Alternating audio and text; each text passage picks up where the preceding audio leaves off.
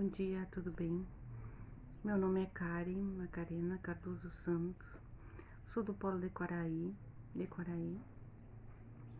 Eu vou falar um pouco sobre o estágio que eu fiz lá na escola Professor Dil, no 6º ano, com a professora regente Alessandra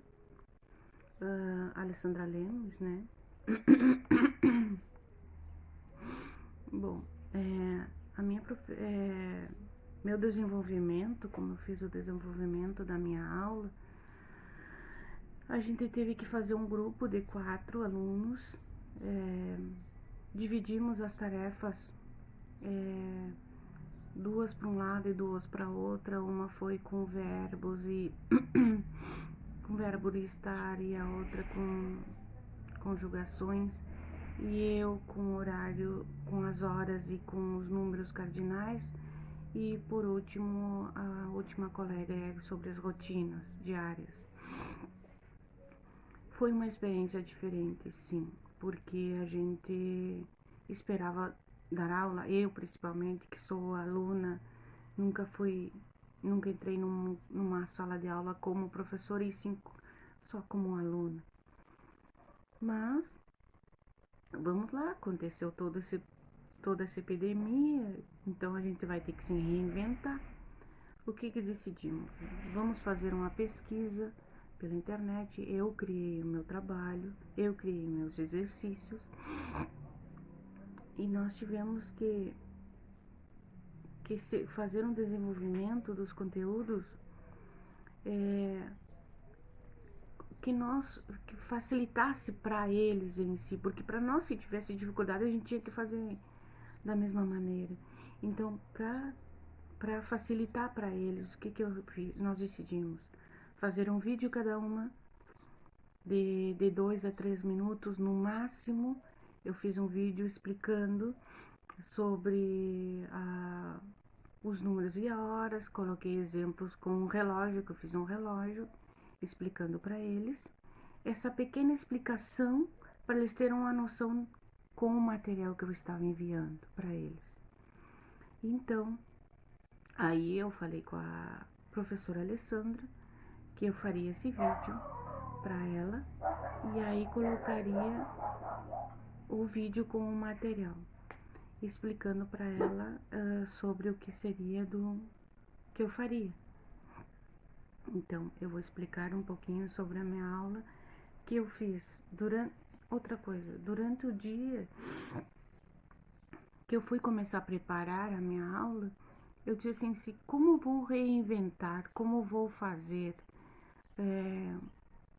essa aula ser uma aula dinâmica, uma aula atrativa, porque tu pessoalmente tu consegue fazer, assim virtualmente eu não sei, não saberia, porque não tenho muito contato com a internet, agora a gente já tá tendo bem mais, agora até posso dizer que eu tenho bem mais, então eu digo assim, como eu vou fazer para atrair eles, né, para fazer. Então foi que eu tive a ideia de fazer o vídeo com as colegas e depois fazer o relógio, que seria prático para eles mais ou menos entenderem como seriam os horários em espanhol.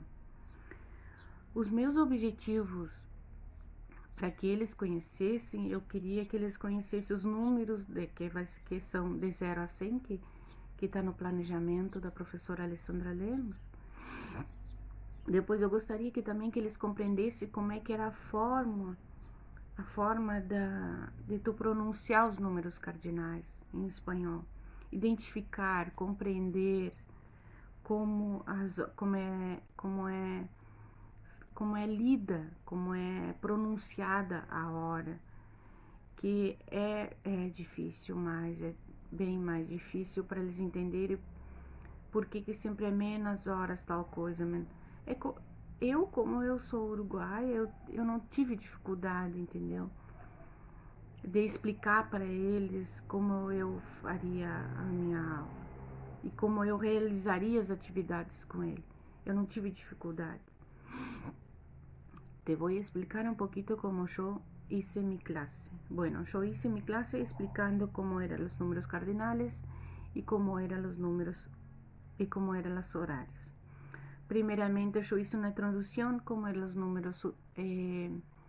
los numerales, que dentro de los numerales tienen los números cardinales. Yo expliqué de 0 a 100. En el momento que yo apliqué la clase, yo vi que ellos tenían un poquito menos de dificultad en los números, pero cuando yo llegué al 20, 21, 22, 23, en esa etapa ellos patinaron un poquito, pero se comunicaron mejor conmigo. Ellos tuvieron más, ¿cómo te puedo decir? Ellos hablaron, ellos me preguntaron cómo era tal número, si fuera de otra manera. Tuvieron diálogo conmigo. Después son los horarios que ellos tuvieron, sí. Los horarios tuvieron bastante dificultad. Yo puse los números,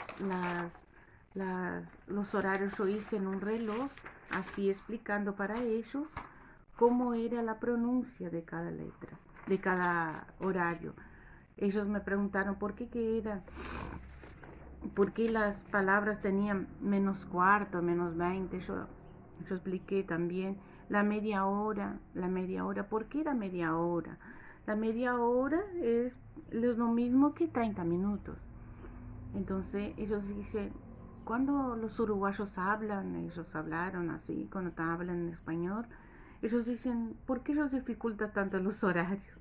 Digo, sí, es que es de la manera de ellos hablar, porque ellos hablan, por ejemplo, cuánto falta 25 minutos para tal hora. Por ejemplo, para las 8 de la mañana, tienes que botar menos 25, porque falta menos tal minutos para tal hora.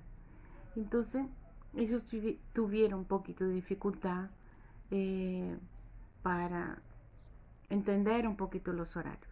Pero yo hice ejercicio con ellos sobre números y horarios. Yo hice para ellos, para poner los números de 0 al 50, pero articulando así el 0, 8, 12, 25, 35. Yo expliqué para ellos y yo hice con ellos, porque en la mayoría no había hecho los ejercicios y yo hice. Después hice unas frases por ejemplo, yo puse, el Paulo tiene una docena de huevos. ¿Cuántos huevos tiene? Con numerales, 12. Ellos se comunicaron bastante conmigo de esa manera. Y con los horarios también yo puse también los horarios y le expliqué que los horarios, por ejemplo, en el idioma español tenés que hablar por la mañana o las 8 de la mañana, las 8 de la tarde. No es como en el portugués que, por ejemplo, si es las 8 de la mañana vas a decir 8 horas. Y si es por la tarde vas a decir las 14. Entonces ya sabes. Y si es 21 ya sabes que es la noche. Ya en el idioma español no tenés eso. Tenés que decir 8 de la mañana o 8 de la tarde o 8 de la noche. Y después yo hice una pregunta de respuestas con ellos sobre ellos, qué horarios se levantaban, qué horarios comían, almorzaban, qué horarios estudiaban y qué horarios se acostaban. Personal, solo para tener un contacto un poquito mejor con ellos. Bom, essa foi a minha aula. O dia que eu dei a aula, eu achei que não ia todos os alunos, aí foi os 22 alunos que ela tinha na aula, e ela foi me dizer assim, Karen, eles estão enlouquecidos para conhecer a professora Karen, desculpa.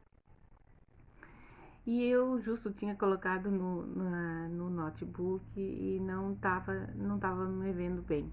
Aí eu coloquei no celular, eles disseram, vi o rosto da professora. Isso tu não paga com nada, porque assim, ó, eu nunca tinha tido essa experiência de contato com aluno nenhum, e sim só com colegas de aula, né? E aí eles como tivessem dando valor para o meu trabalho, valor por a minha aula. Isso aí foi uma coisa assim, uma experiência única mesmo. E em questão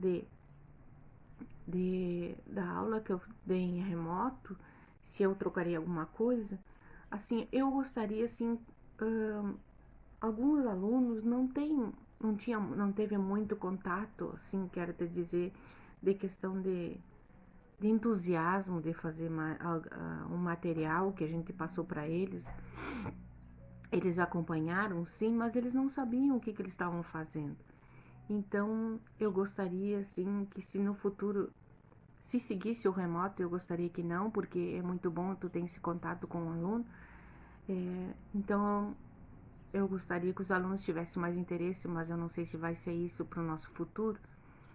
Quem vai ter interesse é só quem quer ser alguém na vida ou ter algum objetivo na tua vida. Que tu tem que ter esse objetivo, essa disposição, esse contato com o estudo, que é tudo na nossa vida. E a experiência de ser professora de espanhol, para mim foi, olha, muito, muito, muito bom mesmo. Eu até melhor do que a minha expectativa, porque eu esperei que de mim uma coisa que eu achei que eu não teria, porque eu achei, quando eu entrei na faculdade, eu achei que eu não teria essa experiência, não iria até o final para dar aula, porque eu digo assim, eu não vou ter condições, eles não vão saber, eu não vou saber dar um conteúdo para eles e ensinar eles a fazer tal coisa, a ensinar tal coisa.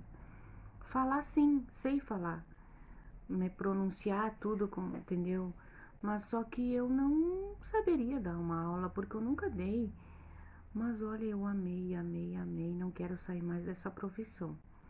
Vou me capacitar para ser uma melhor professora e vou ser. Estamos no final. Até me emociono. Estamos no final. Vamos conseguir. E muito obrigada por tudo, professora Carol.